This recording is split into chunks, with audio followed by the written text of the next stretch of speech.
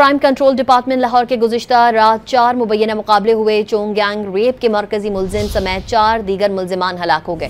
मजीद जानते हैं don news के नुमाइंदे वसीम रियाज से। जी वसीम, अपडेट कीजिएगा। ये देखें, बिल्कुल लाहौर के मुख्तलिफ इलाकों में ये 4 मुबैना पुलिस मुकाबले हुए, जिसमें CCD के साथ इस मुकाबलों में 4 मुलजिमान जो है वो इंजाम को पहुंचे। सबसे पहले मैं तफसीलन आपको बताऊं तो चूंग के इलाका में गैंग रेप का एक मुलजिम, ये चौथा मुलजिम है जो CCD के साथ मुबैना मुकाबले में जो है वो मारा गया। इससे कबल 3 मुलजिमान जो मारे जा चुके हैं।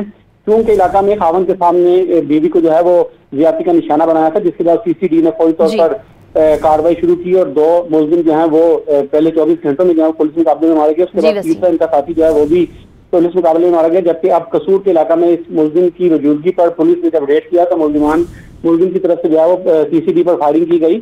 फायरिंग के तबादले में जो मुलजिम इमरान है, मर्कजी मुलजिम बताया जाता है, वो मौका पर ही हलाक हो गया। इस तरह मौके पर ही हलाक हो गया। अपडेट करे थे वसीम रियाज, बहुत शुक्रिया आपका।